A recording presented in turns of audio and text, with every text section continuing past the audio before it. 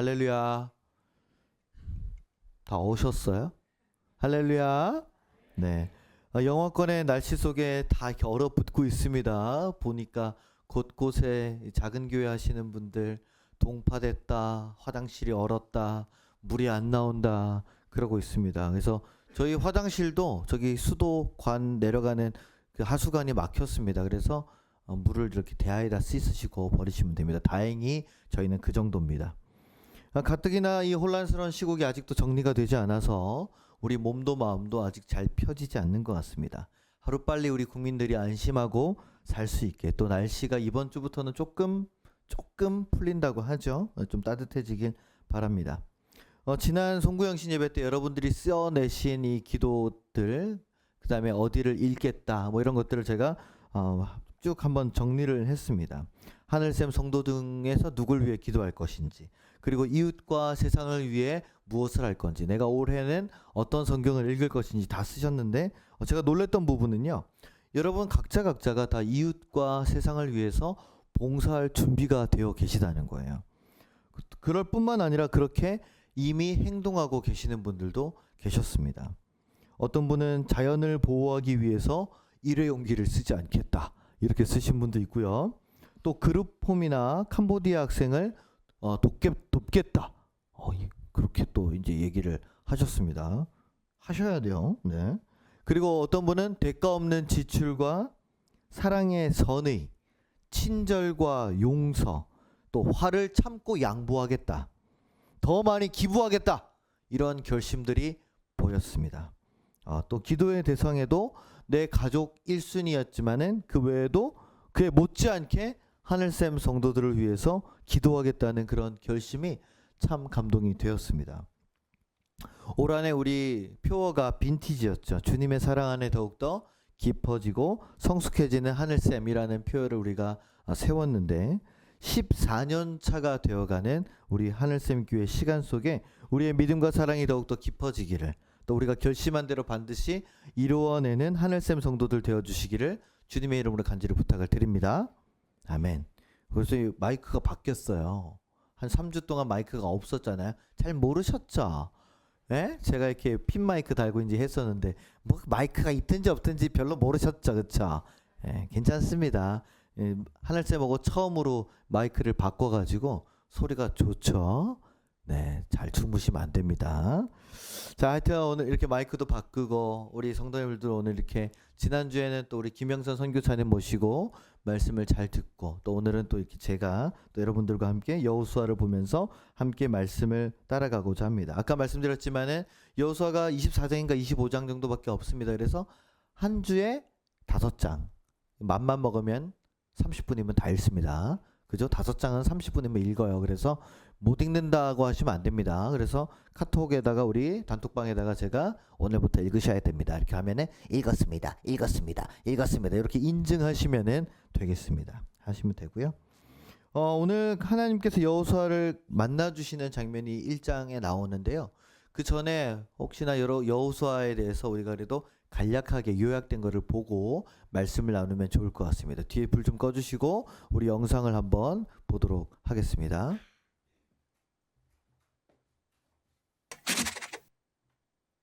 여호수아는 성경의 6번째 책으로 모세 오경이 끝나고 나오는 첫 번째 책입니다. 저자는 여호수아인데 여호와께서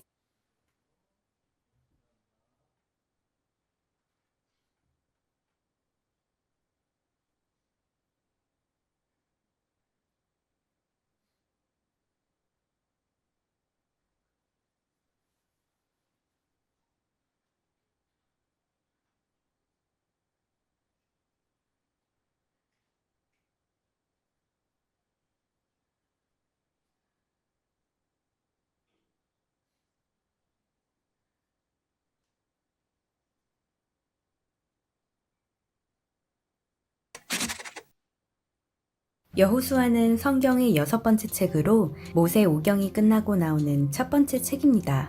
저자는 여호수아인데 여호와께서 구원하시다, 구원을 베푸시다 라는 뜻을 가지고 있습니다. 원래 이름은 호세아이지만 민수기 13장 16절에서 모세가 여호수아로 이름을 바꾸어 줍니다.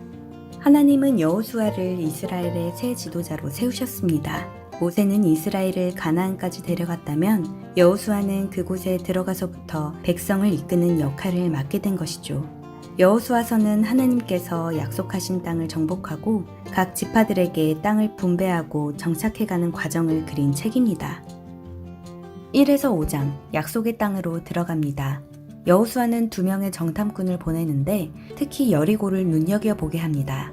여리고 왕은 이를 눈치채고 정탐꾼들을 붙잡으려 하지만 라합이라는 여인이 정탐꾼들을 숨겨주지요. 그리하여 이스라엘이 여리고를 공격할 때 라합의 가족들은 살려주기로 약속합니다. 그 사건 이후 이스라엘 백성들은 약속의 땅으로 들어가는데 모세가 홍해를 건널 때처럼 요단강이 갈라지는 기적이 일어납니다. 그 다음 12장까지는 가나안 땅을 정복해가는 과정들이 나옵니다. 여리고성 작전에서 이스라엘 백성들은 성 주위를 7일 동안 돌면서 성을 무너뜨리게 되는데요. 성이 무너진 후 여호수아는 정탐꾼들을 도와준 라합을 잊지 않고 그녀와 가족들을 구출해 줍니다. 7장에는 아간이라는 자가 여리고성에서 취한 물건에 손을 대는 사건이 나옵니다. 취한 모든 물건을 없애라는 명령을 거역한 것입니다. 하나님은 크게 진노하시고 이스라엘은 아이 사람들에게 패하게 됩니다. 아간이 죄를 고백하고 여호수아가 아간을 죽인 이후에 하나님은 마음을 돌리시고 아이성을 이스라엘 백성들에게 넘겨주시죠. 13에서 22장에는 12지파의 땅 분배 장면이 나옵니다. 이것은 창세기 12장에서 하나님께서 아브라함을 부르신 사건과도 연결이 되는데요. 하나님께서 아브라함에게 하셨던 말씀을 되짚어보면 그 말씀 그대로 이루어진 것을 알 수 있습니다. 다음 24장까지는 늙은 여호수아의 백성을 향한 마지막 말이 나옵니다. 하나님이 이스라엘 백성들을 위해 싸우셨고 약속대로 가나안 땅을 차지하게 된다고 전합니다. 율법을 지킬 것, 우상 숭배를 하지 말 것, 하나님을 사랑할 것, 이방 사람과 결혼하지 말 것, 하나님의 말씀을 지키면 복을 받고 지키지 않으면 망할 것이라는 내용들이지요. 모세가 신명기에서 했던 마지막 설교의 내용과 여호수아의 마지막 말들이 굉장히 비슷하다는 것을 볼 수 있습니다. 하나님의 명령에 따라 이스라엘을 이끌었던 지도자 여호수아는 110세의 생을 마감하게 됩니다. 모세가 죽은 후 이스라엘의 남은 여정이 어떻게 이루어지는지를 볼 수 있는 책, 여호수아서를 꼭 읽어보시기를 바랍니다.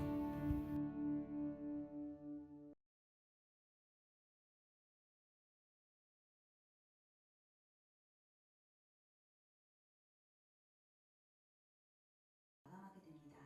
모세가 죽은 후 이스라엘의 남은 여정이 어떻게 이루어지는지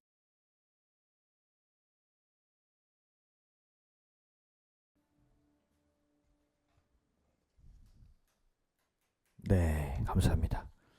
우리 전도사님이 혼자라서 조금 정신 바짝 차린다고 그랬는데 끝나고 봅시다.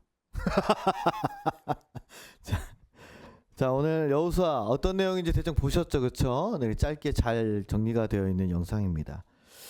모세가 죽은 이후에 모세가 이제 가나안 땅에 들어가지를 못하죠, 그렇죠? 그 이유는 뭐 여러분 아실 수도 있고 모르실 수도 있지만은 화내가지고, 그렇죠? 무리바 물을 이렇게 쳐가지고 반석에 물을 내게 하면서 하나님 말씀에 한 번인가 두 번인가 딱 거역해가지고 그것 때문에 모세가 못 들어가는, 아주 저 같으면 너무 억울해서 잠을 못 잘 것 같은데, 그래서 모세는 못 들어가고 이제 여호수아가 그 모든 역할을 맞춰서 해야 됩니다. 그런데 한번 생각을 해보십시오. 여호수아가 모세를 늘 옆에서 모셨지만은 기본적으로 두 사람의 직종이 달랐습니다. 그렇죠? 모세는 뭐 하는 사람이었습니까? 제사장이었죠. 그죠? 제사드리고 하나님과 그 당시에 직접 만나서 대화할 수 있는 유일한 사람이었고, 그래서 그 민족의 방향과 그 정책을 결정하는 그런 사람이었는가 하면은 여호수아는 어떻게 따지면은 지금 모세의 어떤 경호대장, 경호대장이라니 좀 기분이 안 좋네. 그죠? 경호대장이었고요. 그리고 군대 총사령관 이런 느낌이었습니다. 그러니까 전혀 다른 거예요. 근데 저는 갑자기 그런 여호수아가 민족의 지도자가 되었다, 이 모습을 보면서 그런 생각을 한번 해봤습니다. 여러분, 여호수아가 모세의 자리를 이어간다고 할 때 뭐 하나님이 보실 때는 그렇게 이어갈 수 있겠지만은 다른 사람들이 이를 순순히 받아들일 수 있을까요? 왜냐하면 여호수아가 아무리 모세를 잘 섬기고 또 가까이 지냈다고 하더라도 이스라엘에는 엄연히 12지파라는 작은 민족들이, 그죠? 12집안들이 모여서 가문들이 이렇게 모여 있었습니다. 그리고 만약에 모세가 뭐 죽거나 불의의 사고로 잘못되었을 때 그 모세의 자리를 이을 수 있는 사람은 이스라엘 법에 따르면은 레위, 그죠? 제사장 계열의 사람들이었어요. 그러면 한번 생각을 해보시자는 거죠. 아까 말씀드렸지만 이스라엘은 몇 개 지파가 있다고요? 12개가 있었습니다. 12개. 우리가 다 알 수는 없습니다. 여러분 다 못 외우시죠? 그죠? 12제자도 지금 헷갈리는 마당에, 그죠? 저도 헷갈려요. 그죠? 그러니까 12지파가 있었다만 기억하시면 되는데, 첫째 장자 지파가 이스라엘의 르우벤이라는 지파입니다. 르우벤. 그리고 맨 마지막 12번째가 베냐민 지파고요. 그 바로 앞에 11번째가 우리가 잘 알고 있는 꿈꾸는 자 요셉의 지파입니다. 근데 요셉에게 두 아들이 있어서 그 두 아들이 그러니까 11이 11-1, 11-2로 나뉘어요. 그래서 므낫세와 에브라임 이렇게 두 개로 나뉩니다. 그러면 이 여호수아는 몇 번째였냐? 그 12개 중에 이 11-1번이었습니다. 11-1 므낫세 지파였어요. 그러니까 지파상으로도 여호수아가 지도자에 오르려면은 누구의 동의를 구해야 되는 거예요? 12명 수장들의 그 지도자들의 찬성을 얻어야만 여호수아가 올라갈 수 있다는 거죠. 그런데 찬성했을까요? 저는 그게 좀 의문이긴 합니다. 그런 얘기가 여기 나오지는 않아요. 그리고 가장 중요한 건 뭐냐? 이때는 지금이야 뭐 이제 뭐 그 아들이 대를 이어서 하는 거를 세습이다 이렇게 해서 되게 좀 안 좋게 보기도 하고 금지하기도 하지만은 이 당시에는 아들이 아버지의 일을 그대로 물려받아서 하는 게 당연히 자연스러운 거고 자랑스러운 일이었습니다. 그러면은 여러분 모세에게 아들이 없었을까요? 잘 모르시겠죠. 모세에게 아들이 2명 있습니다. 게르솜이랑 엘리에셀이라는 아들들인데요. 되게 신기한 게 뭐냐면은요. 모세 아들들에 대한 성경의 기록이 거의 없어요. 거의 없어요. 뭐 그리고 잘했다 잘못했다 이런 말도 안 나옵니다. 근데 모세가 형이 있었거든요. 아론이라고, 그죠? 아론에게도 아들이 넷 있었습니다. 나답과 아비후라고 있었는데 첫 번째, 두 번째 하나님께 그 제사 드릴 때 피우는 불이 있잖아요. 불.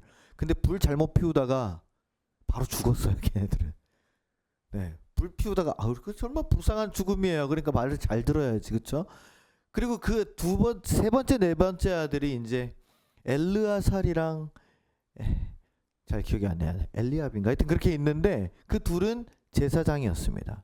자, 그러면 모세 아들들 둘이 게르솜이랑 엘리에셀이 있었는데 이 사람들은 제사장 일을 안 했어요. 글쎄요, 모세가 그렇게 위대하고 엄청난 일을 했으니 그 왜 그런 거 있잖아요. 아버지에 대한 컴플렉스 있죠. 내 아버지가 너무나 위대하고 너무나 큰 일을 했으면은 그 다음 사람이 그거를 똑같이 감당해야 된다는 그런 트라우마나 스트레스들을 굉장히 많이 받거든요. 그래서 실제로 목회자 자녀들, 목회자 PK라고 부르죠. 목회자 자녀들, 뭐 아들, 딸들이 넌 목사 딸이야, 넌 목사 아들이야. 그래서 무조건 예배는 드려야 돼. 빠지면 안 돼. 항상 뭐 반주해야 돼. 이러한 어떤 스트레스가 굉장히 많아서 쉽지 않습니다. 우리 아들이 걱정이 되네요. 우리 아들이 좀 걱정인데. 그래서였는지 그 모세의 아들들은 적법하지 않았나 봅니다.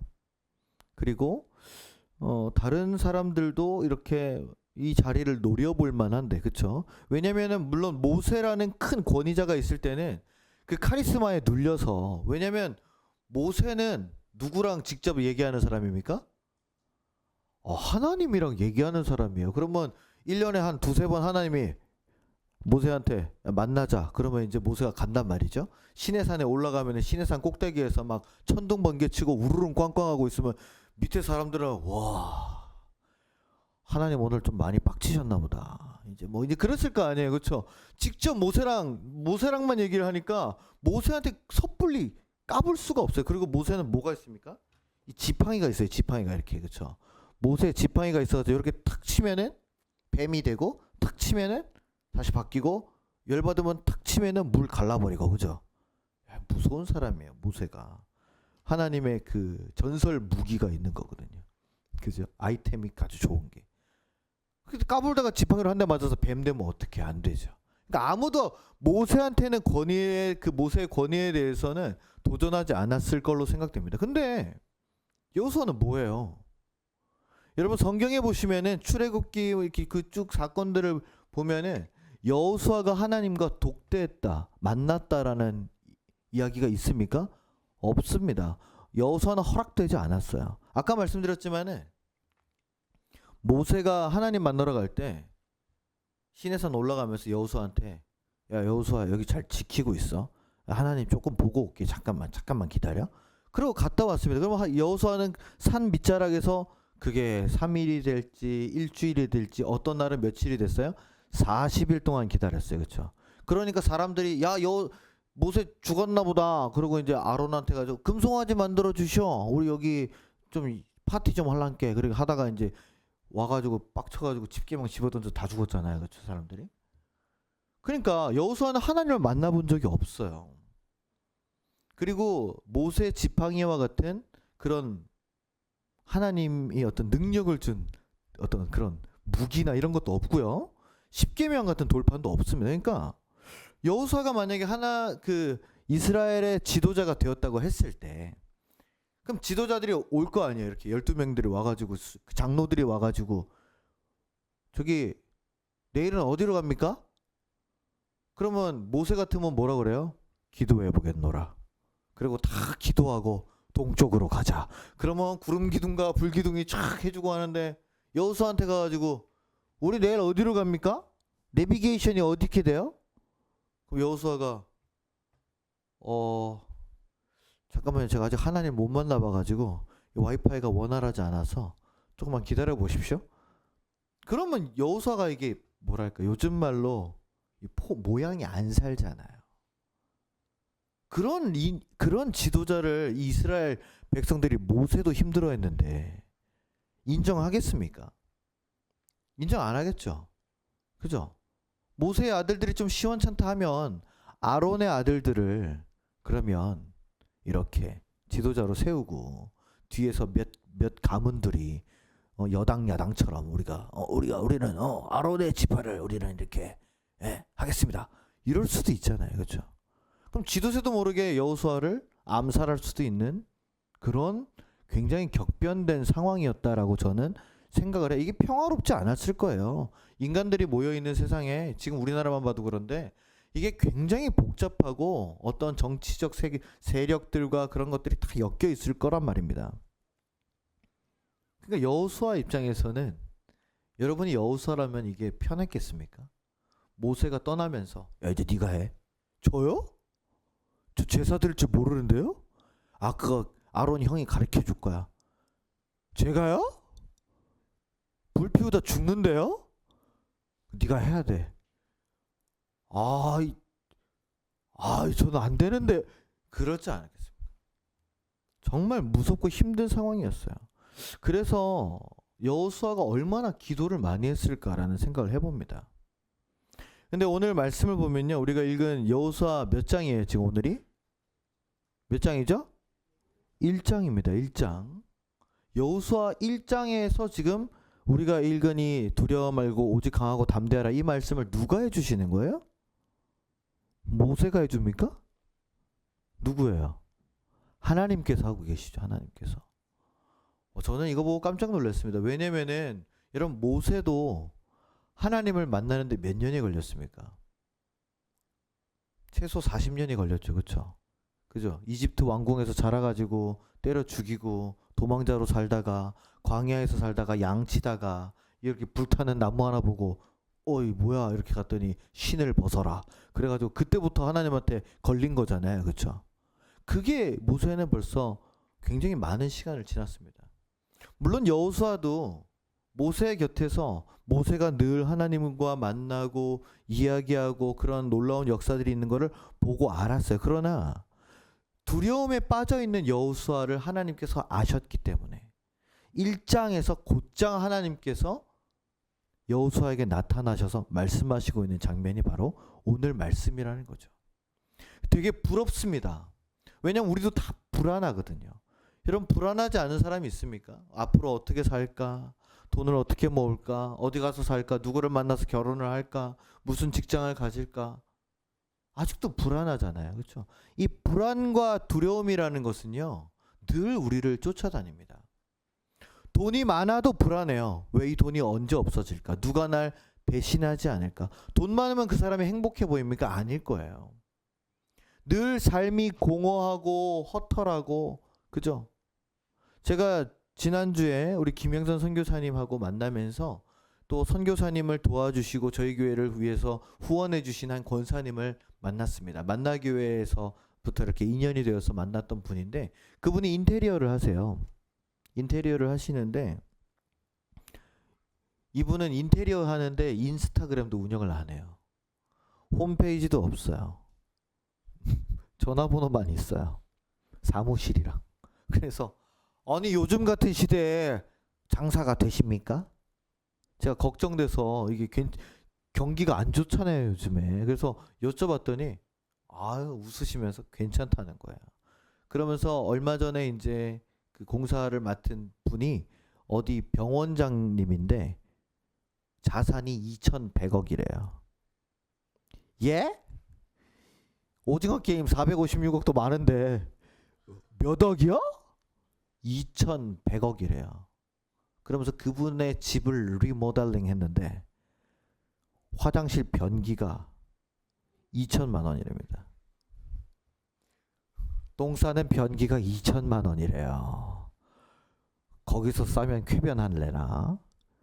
그러면서 뭐 대리석 얼마짜리 아일랜드 식탁 3천만 원짜리 뭐 이런 거를 샹들리에 얼마 5천만 이렇게 얘기하시는 거예요 저한테. 그런 부자들한테 이런 건 아무것도 아니다라는 거예요. 그런데요 그분들이 이 권사님을 만나면은 그렇게 하소연을 한답니다. 이 권사님은 특이한 게 뭐냐면 보통 인테리어 들어갈 때 계약하잖아요. 그러면 클라이언트랑 만나가지고 계약할 때 이렇게 얘기해요. 선생님 사장님 저는 크리스천입니다. 저는 속이는 거 없고 정확하게 이야기합니다. 어려운 거 있으시면 언제든지 이야기하세요. 절대 속이지 않습니다. 이렇게 얘기하신다는 거예요. 그 권사님이 여자 권사님인데 거의 뭐 저희 어머니랑 비슷한 나이일 것 같으세요. 2년 뒤면 이른이라 그랬는데 그죠? 같으시죠 거의?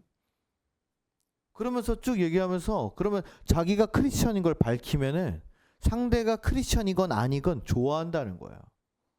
왜냐면 그분이 맡아서 진행하는 그 인테리어가 생각해 보세요. 변기 하나가 얼마라고요? 1,000만 원, 2천만 원짜리인데 다른 건 오죽하겠어요? 그죠? 2,100억 갖고 있는 자산 가면은 뭐 돈 쓰는 거 일도 아니겠죠. 그런데 그렇게 외롭다는 거예요. 집에 1,000만 원짜리, 2천만 원짜리 변기를 갖다 놔도 쓸 사람이 없대요. 왜요? 혼자 사니까. 아니면 마누라랑 둘이 사니까. 근데 둘도 워낙 바빠가지고 집에 들어올 시간도 없다는 거예요. 그러면서 제가 의문이 들었습니다. 아니 그렇게 잠도 안 잘 집에 왜 이렇게 돈을 처바르나요? 근데 그렇게 하지 않으면 허탈함과 외로움을 견딜 수 없다는 거예요. 그렇게라도 해야 내가 잘못 살지 않았다라는 자기 위로가 된다고 합니다. 뭐 꼭 그분만 그런 건 아니겠죠. 그러나 그러면서 신앙적인 이야기를 이 권사님이랑 인테리어 얘기를 하다가 신앙 얘기를 하면서 3시간 4시간 동안 하고 있다는 거예요. 그러면서 그 사장님이 이 권사님 보고 나도 교회 좀 다녀봐야겠다고 그런 이야기를 한다는 겁니다. 여러분 제가 무슨 얘기를 하고 있는 거예요? 불안과 두려움에 대한 이야기를 하고 있죠. 돈이 많아도 걱정, 돈이 없어도 걱정. 건강 때문에 또 걱정, 자녀 때문에 걱정. 온갖 것들이 다 걱정투성입니다. 그런데다가 뭔가를 이끌어 가야 된다? 수많은 사람들의 생명과 영혼을 책임져야 된다? 글쎄요. 그 부담감은요. 너무너무 쉽지 않을 거예요. 제가 13년째 담임 목회를 하고 있지만은 제가 담임 목사로서 여러분들의 영혼에 제가 사명감이 있다는 걸 생각할 때마다 너무 부담스럽고 힘이 듭니다. 근데 그런 모세를, 아니 그런 여호수아를 하나님께서 딱 보신 거예요. 그리고는 모세의 후계자로 임명합니다. 모세한테 어느 날 그러셨겠죠. 야, 네 다음은 여호수아야. 그러니까 예? 여호수아요? 왜요? 그냥 해. 하나님은 그냥 해줘, 그렇죠? 그래서 한번 생각을 해봤습니다. 왜 하나님은 여호수아를 뽑았을까? 그렇게 똑똑하지도 않고 말을 잘하는 것도 아니고 뭐 하나님과 만나본 적도 없고 뭐 예배를 기깔나게 드리는 것도 아니고 왜 여호수아일까요, 여러분? 그 이유는, 가장 큰 이유는 저는 이거라고 생각합니다. 여호수아는 모세의 곁을 지켰습니다. 항상 지켰어요. 여러분, 누군가의 곁을 지킨다는 것이 쉽습니까? 쉽지 않죠. 부모와 자녀도 쉽지 않습니다. 부부도 쉽지 않습니다. 친구요? 더 쉽지 않습니다. 그 곁을 내가 지킨다는 것은요, 그 사람의 모든 좋은 부분뿐만 아니라, 사실 좋은 부분은요, 친구가 아니라도 누구더라도 그걸 좋은 부분을 계속 베풀어 주면은 누구든지 얼마든지 지킬 수 있습니다. 그렇지 않아요? 나한테 맨날 100만 원씩 쓰면은 그 사람이 언제든지 부르면 뛰쳐나가지 않겠어요? 그치, 성민아? 피곤한가 봐. 아니 그냥 그렇다고요. 누가 나한테 100만 원씩 주면서 너 나랑 하루 종일 있자 그러면은 동호회 안 가겠니? 하루 일당이 100만 원이에요. 안 가겠어요? 네, 그죠? 한 달만 있다 오세요. 그죠? 한 달만 있다 와도 3,100만 원이네. 이야, 괜찮다. 그쵸? 교회 한 달만 떠나 있다 오셔도, 네. 11조 하시고 300만 원 이렇게 훌.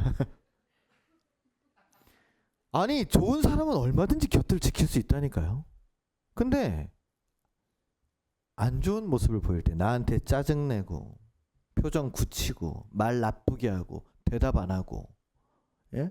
이 자기 이속만 챙기고 변명하고 비겁하고 사람마다 말 바뀌고 행동 바뀌는 그런 모습 보일 때, 그런 사람을 우리가 끝까지 지켜낼 수 있을까요? 여러분, 모세가 완벽했겠습니까? 여러분 생각엔 어떠세요? 여러분 출애굽기에서 보시는 모세의 성격이 어떠세요? 물론 이 사람 모세는 지면에 온 땅의 사람보다 온유하였더라 이런 말이 있긴 합니다만, 근데 제가 볼 때 모세는 굉장히 다혈질 같거든요. 다 때리 집어 던지고 막 이렇게 하고 막 다 이렇게, 그죠? 그런 모습을 여호수아가 다 봤단 말이에요. 물론 저도 이렇게 우리 사랑하는 전도사님들과 우리 사랑하는 목사님과 성도님들과 함께 있지만은, 네, 뭐 제 성격 좋다고 하는 사람 잘 못 봤습니다. 왜 웃죠? 끝나고 남아요? 모세에게도 분명히 어려움이 있었을 겁니다. 어려운 부분이, 약한 부분이 있었을 거예요. 근데 여호수아는 다 견뎠다는 거예요. 가장 큰 아마 그 테스트였던 게 뭐냐면, 그 금송아지 사건 있기 전에 40일 동안 안 내려오니까 다 죽었다 생각하고 다 포기하고 금송아지 파티 할 때 여호수아는 끝까지 지켰습니다. 그거를. 그죠? 그리고 여호수아가 목격한 건 뭡니까? 금송아지 만들어서 파티하다가 모세가 십계명 집어던져서 거기서 다 빠져 죽는 모습을 똑똑히 봤어요. 그 모습 보고 어떻게 생각했겠어요, 여호수아가? 이야, 큰일 날 뻔했다. 나 저기서 춤추고 있었을지도 모르는데. 이야, 역시 여호수아는 끝까지 지켰다는 거예요. 그거를 우리가 이렇게 바꿔 말할 수 있습니다. 신실하였다. 신실하였다. 우리가 정말 가까운 사람에게 이런 말을 많이 합니다. 나 좀 믿어줘요. 저 좀 믿어주십시오, 국민 여러분. 우리 정치인들 맨날 그런 말 하지 않습니까? 그죠? 잘 믿으면 안 될 것 같아요. 그렇죠? 정치인들은. 네. 우리가 사랑하는 사람들, 우리 부모님이나 뭐 부모님도 자녀들한테 늘 하는 말이 뭐래요? 엄마 아빠 너 믿는다. 분명히 믿어, 잘 될 거야. 그래놓고 잔소리하죠. 했어 안 했어? 이러고 이제 맨날 얘기하는데 그래도 믿는다는 거죠. 근데 그 믿음이라는 게 깨지면은 굉장히 힘이 들죠. 근데 신실하다는 건 뭡니까? 믿음이 차고 넘친다라는 거예요. 여러분 주변에 그런 사람 보셨어요? 내 주변에 신실한 사람이 있습니까? 그 다음에 중요한 게 있습니다. 여호수아가 볼 때 하나님은 누구예요? 모세만 만나는 하나님이죠. 그죠? 아브라함의 하나님, 뭐 야곱과 이삭의 하나님, 그리고 모세의 하나님. 그러나 나의 하나님은 아니었어요. 우리가 신앙에서 가장 중요한 게 뭐냐면요. 여러분 여러분의 하나님을 만나셔야 되는 겁니다. 저의 하나님과 여러분의 하나님은 같지만 달라요. 제가 고백하고 느끼고 제가 만나는 하나님과 지수가 만나는 하나님이 다릅니다. 다 달라요. 여호수아는 그 전까지는 하나님 하면은 무서운 분, 심판하시는 분, 절대자, 감히 자기가 한 터럭도 섞을 수 없는, 감히 쳐다도 볼 수 없는 그런 존재가 누구였습니까? 하나님이었어요. 그런데 오늘 밤에 하나님이 딱 나타나셔가지고 뭐라 그럽니까? 강하고 담대하라고 3번이나 얘기하시면서 여호수아가 완전히 바뀐 거예요. 그동안에는 한 발씩 멀리 떨어져서 바라보던 하나님이었는데 이제는 누구의 하나님입니까? 나의 하나님이구나. 나를 만나주셨구나. 여호수아가 그렇게 고백하는 겁니다. 할렐루야. 저는 우리 하늘샘 교회에 이렇게 쭉 나오는 친구들 또 청년들, 우리 물론 성도님들, 어른 성도님들도 마찬가지지만 우리 청년들, 청소년들을 보면서 어린이들을 보면서 그런 생각을 많이 합니다.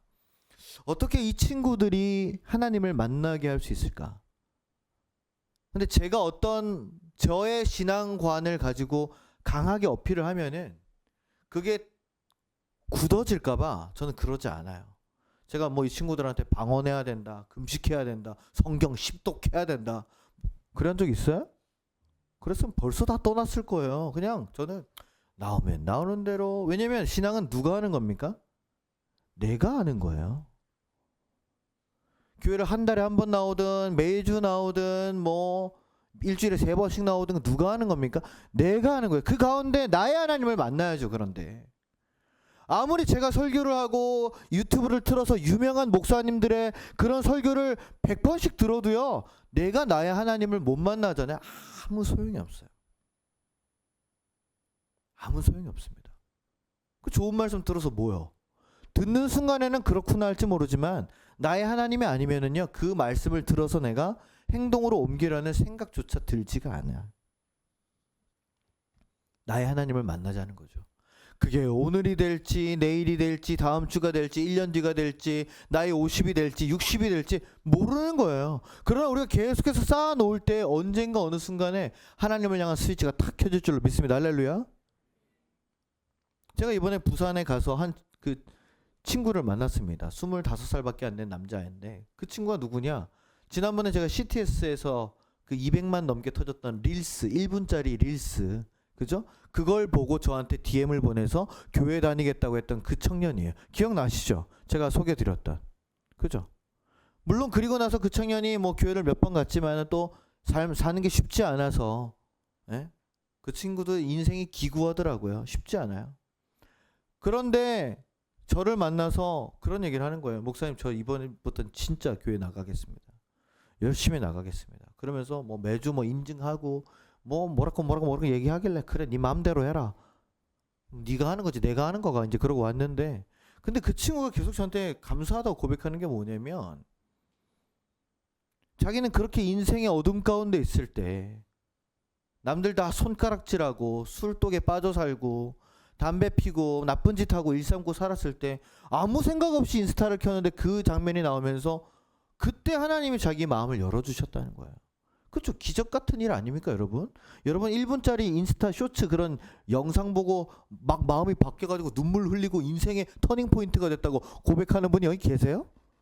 없어요. 그런 일은 있을 수가 없는 일이랍니다. 저도 거기서 막 제가 울면서 하나님 만났어요 이런 간증하는 거 아니지 않습니까? 거기 담배 피는 애 보고 꺼 이 새끼야 이렇게 한 그 1분짜리 영상인데 그걸 보고 이 친구가 마음이 열렸다는 게 말이 돼요?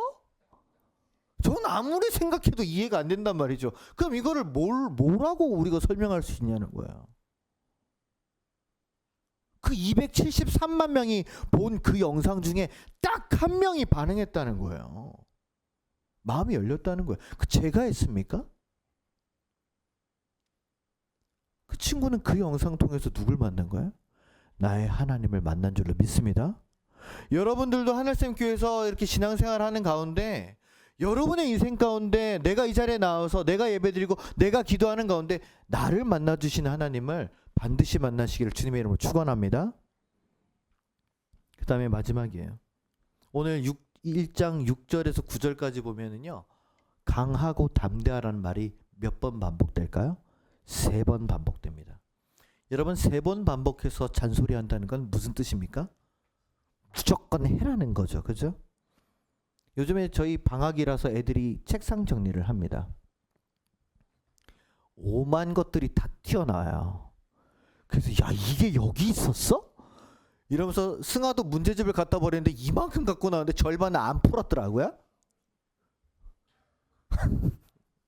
뭐 그래도 잘했으니까. 네. 그러니까 우리가 뭐라고 합니까? 정리해. 처음에는 잘할 거지? 이렇게 아주 착하게 이야기하죠. 근데 다시 들여다보면 뭐예요? 이불 속에 들어가가지고 뭐만 하고 있어요? 핸드폰만 이렇게 하고 있어요. 그래서 했어? 그러면 이제 할 거야. 그럼 이제 거기서 이제 한번 버튼이 눌릴 뻔하다 참습니다. 참아야지. 그죠? 그리고 뭐 교회에서 있다가 또는 뭐 사역 나갔다가 들어와서 보면은 똑같은 모습으로 했어? 한다고. 뭐 비단 저희 집에만 일어나는 일은 아닐 겁니다. 그렇죠? 그러니까 굉장히 킹받는 일이 많이 일어나거든요. 3번 반복한다는 건 무슨 뜻입니까? 무조건 해라는 거잖아요. 그렇죠? 하나님께서 여호수아한테 3번이나 반복하신 이유가 뭘까요? 여호수아가 못 알아들어서 그래요. 못 알아들어요. 우리도 그렇잖아요. 정수야, 잘해야 된다. 아, 저요? 너 이번에 잘해야 돼. 아, 제가요? 너 잘해야 된다고. 아, 알겠습니다. 3번을 말해야 알아들어요. 요즘 MG 것들 진짜 MG 것들 죽여버릴라 진짜. 네, 아주 힘듭니다. 쉽지 않아요. 그죠? 그러니까 하나님께서 3번을 반복해서 여호수아한테 강하고 담대하라. 제가요. 강하고 담대하라. 할 수 있을까요? 강하라고 이제 이렇게 3번을 얘기하시는 건데, 이 히브리어로 강하라는 말이 이제 하자크라는 말입니다. 하자크 이렇게 발음하는데 그 뜻이 강해라, 강하게 해라, 굳세게 해라, 확고히 해라 이런 말입니다. 힘뿐만 아니라 마음과 정신까지도 같이 얘기를 하는 거예요. 그리고 구약 성경에서는 특히 사람이 하나님으로부터 힘을 받을 때, 격려를 받을 때 이 하자크라는 단어를 사용합니다. 첫 번째 여호수아에게 필요했던 강함은 무엇일까요? 그 사명에 있어서 확고하고 흔들리지 말라는 겁니다. 너 이제 모세 없어. 옛날에 모세가 있었을 때는 걱정할 게 없어요. 왜? 누가 다 결정합니까? 모세 형님이 하시면 되는 거예요. 누가 욕 먹습니까? 모세 형님이 하시면 되는 거예요. 자기는 뭐예요? 그냥 뒤에서 아하 이렇게 잘 입고 있다가 이제 모세한테 누가 막 이렇게 진상비호로 뭐 나가세요. 나가세요. 이렇게 이것만 하면 되는 거예요. 그렇죠? 얼마나 편해요. 근데 이제 누가 합니까? 내가 해야 돼요. 여러분 모세 이후에는 자기밖에 없다는 거예요. 여러분 신앙생활 하실 때 누구를 의지하는 사람들이 있습니다. 자, 이번에 우리 성경 모임합니다. 성경 공부 모임합니다. 그러면 누가 신청했는지를 봐요. 그리고 민영이는 안 해요? 민영이는 주일날 바빠서 못 온대. 다음에 할게요. 누구라고는 말 안 했습니다. 그냥 그렇다는 거죠. 사람 눈치를 볼 때가 많이 있어요.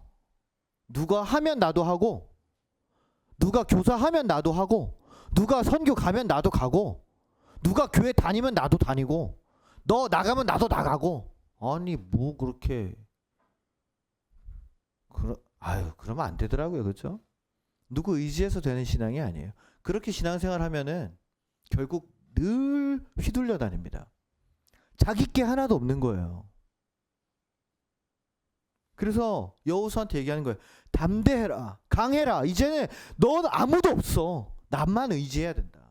네 주변에 다 적이야. 12지파 저 수장들 너만 잡아먹으려고 하고 있을 거야. 너 한 번만 수틀려봐. 어떻게 될지 몰라. 정신 바짝 차려야 돼. 너 이제 하나님 나만 믿어야 된다.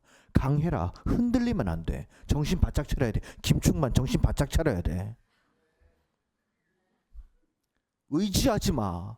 박지원 없어. 뭐 이렇게 되는 거죠. 그렇죠? 바짝 차려야 되는 거예요, 여러분. 사명을. 두 번째 하자크. 1장 6절에서 강하고 담대라는 확신과 용기를 뜻하고요. 두 번째 하자크는 두 번째 이제 7절에서 뭐라고 얘기합니까? 우리 말씀을 보면은 뒤에 이런 말이 나옵니다. 나의 종 모세가 내게 명령한 뭐를 지키라고요? 율법을 다 지켜야 하는 거. 그다음 어떻게 해요? 우로나 좌로나 치우치지 말라 이런 얘기를 합니다. 그러니까 뭐에 강하라는 거예요? 하나님의 말씀에 강하라고 얘기를 하는 겁니다. 여러분 무슨 정보에 제일 의존 많이 하십니까? 가장 많이 찾아보시는 게 뭐예요? 뭐 인터넷에 나오는 기사들, 그죠? 뭐 페이스북이나 인스타에 떠도는 정보들 필요합니다. 좋죠. 어디 놀러 갈 때 핫플이나 맛집 필요해요. 그러나 중요한 건 뭡니까? 하나님의 말씀에 순종해야 된다는 그 사명과 결단을 강력하게 얘기하고 있는 줄 믿습니다. 할렐루야. 아니 교회를 열심히 다니는 사람이 있어요. 그게 뭐 권사님이 됐든 집사님이 됐든 청년부가 됐든. 그런데 그 사람이랑 만나서 대화를 하다 보면은요, 하나님이 안 느껴질 때가 있습니다. 자기 생각이 강해요. 정치 얘기를 막 풀어놓는가 하면은 요즘 뭐 시국에 대해서 이야기를 하고 자기 하고 있는 사업 이야기를 하고 자기 앞으로는 어떻게 무슨 일을 할 거라고 막 자랑스럽게 이야기하고 어디 아파트를 샀는데 뭐가 얼마나 돼서 어떻게 됐고 주식을 투자했고. 아니 교회 다니는 분들이, 저는 목사니까 그런 자리에 많이 가잖아요. 리더 모임 가고 무슨 신우회 모임 가고 무슨 그런 사람들 모임에 많이 가잖아요. 저는 굉장히 다채로운 그런 그룹들을 많이 만나는데, 아 이분은 어디 교회 안수 집사님이고 이분은 어디 청년부 회장이고 이분은 뭐고 하는데 얘기를 가만히 들어보면은 뭐 하나님 얘기는 없더라고요. 그러면서 뒤에 하는 말이 뭔지 아십니까? 자기는 돈 많이 벌어서 교회 세울 거래요. 하나님이 물질의 축복을 주시면 아프리카 탄자니아에 자기는 병원을 짓겠다고 얘기를 합니다. 지을 수 있을까요? 자신의 삶이 하나님으로 채워져 있지 않은데 지금 좌로나 우로나 치우쳐 있는 거거든요. 여러분 어디에 치우쳐 계십니까? 어디 치우쳐 계세요? 건강이 안 좋으면 건강에 치우쳐 있어요. 그래서 조금만 아프면 교회를 못 나와요. 돈에 치우쳐 있으면 돈 버느라 교회를 못 나와요. 일요일에 일을 해야 되니까. 또 사람에 치우쳐 있으면 일요일날 나서 관계를 맺어야 되니까 못 나와요. 하나님이 여호수아한테 뭐라고 합니까? 여호수아 혼자예요. 므낫세 지파. 빽이 없어요. 아무것도 아니란 말입니다. 11번째 지파는. 그냥 밟으면 밟히는 거예요. 위계 질서기 때문에. 그 아버지가 뭐 해봤자 뭐 하겠습니까? 세력이 아무것도 없어요. 그러면 우리 같은 사람이라면 어떻게 했어요? 그러면 이제 르우벤 지파부터 찾아가가지고 장로님들 찾아가면서 식사 한번 하시자고. 그래서 제가 이렇게 부족한데 리더가 됐지만 좀 잘 도와주시라고 르우벤 지파에서 유다 지파에서 좀 잘 좀 도와주십시오. 뭐 해야 돼요? 로비 해야 돼요. 사회생활 해야죠. 안 그렇겠습니까? 근데 그러지 말라는 겁니다. 뭐 하라는 거예요? 모세가 너한테 가르쳐준 율법. 이게 뭐예요? 십계명이죠. 그것만 강하게 지키라는 거예요. 다른 사람들이 뭐라고 하든지 말든지 강하게 지키라고. 거기에 하자크 하라는 것이죠. 하나님 말씀에 순종해야 된다는 그 영적 결단을 말하고 있습니다. 마지막 9절입니다.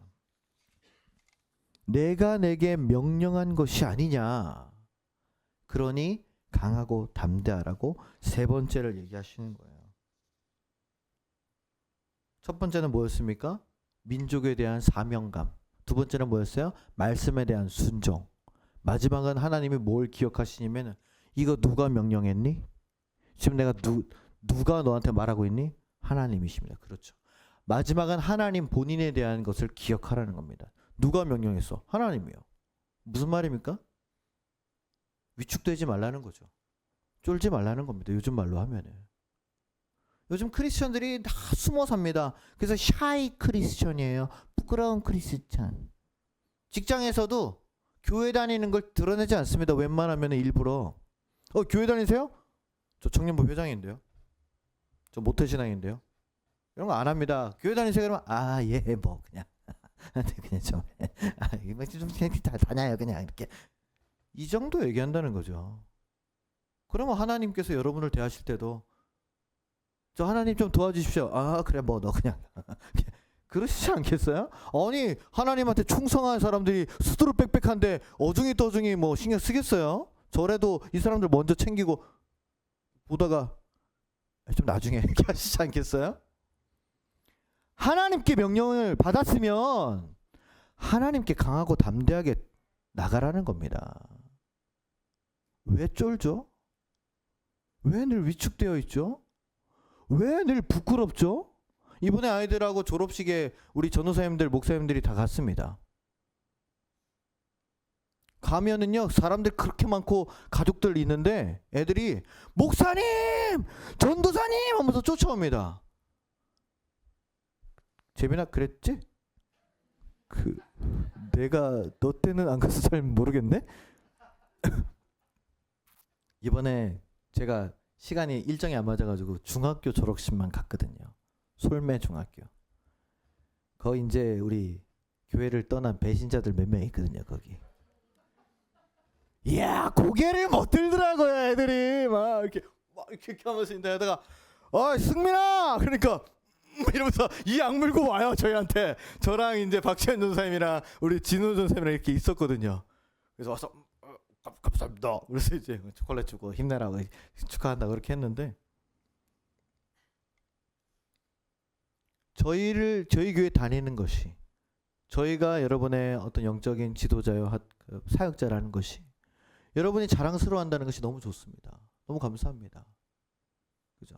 그 영준이라는 친구가 또 한 명 있는데 약간 다리를 저는 친구예요. 그 친구한테 진은호 전도사님이 갔다가 왔더라고요. 근데 그런 얘기를 하더라고요. 영준이가 엄청 좋아했어요 목사님. 그 친구가 몸도 왜소하고 다리도 절어서 그랬는데 갑자기 등치 큰 흑곰 같은 그래서 영준아 축하한다. 그러니까 영준이가 이렇게 우리 전도사님 이러면서 애들이 막 누구야 그러니까 우리 교회 전도사님이라고 까불면 다 뒤진다고 이제 그렇게 그런 얘기를 했는지 모르겠지만 그렇게 자랑스럽게 얘기를 했다는 거예요. 여러분 우리가 믿는 하나님이 자랑스러워야 될 줄로 믿습니다. 어디 가서 위축되지 마십시오. 하늘샘 교회 다니신다고 당당하게 말씀하십시오. 어디 다니세요? 저희 의정부에 조그만 뭐 이게 교회 있어요. H교회 이러지 마시고 김영선 선교사님이 얘기하셨잖아요. 대한민국의 뭐 어떤 교회다? 가장 큰 교회다. 할렐루야. 정수야 고개를 들고 할렐루야. 믿으셔야 될 줄로 믿습니다. 여호수아한테 하나님이 얘기하시는 거예요. 누가 함께하니? 내가 함께한다. 하나님과 함께한다. 부모님도 부부도 나와 끝까지 함께하진 않습니다. 그러나 누구는요? 하나님은 우리를 끝까지 함께해 주시는 분임을 믿습니다. 아멘. 이 믿음이 없으면은요 신앙생활 자체를 못해요. 계속 의심하고 불안하거든요. 그러니까 모든 것들이 성립이 안 되는 거예요. 그러니까 하나님께서 얘기하신 게 그러니까 좌로나 우로나 치우치지 말고 불안해하지 말고 두려워하지 말고 함께하자. 100% 믿어보신 적 있냐고요. 100% 믿어보셨냐고요. 그 말씀을 우리가 믿고 오직 강한 크리스천이 되어서 오직 강한 하늘샘의 성도가 되어서 우리 하늘샘 교회와 함께 올 한 해 승리하며 나가야 될 줄로 믿습니다. 그런 저와 여러분 되시기를 주님의 이름으로 간절히 축원합니다. 기도하겠습니다.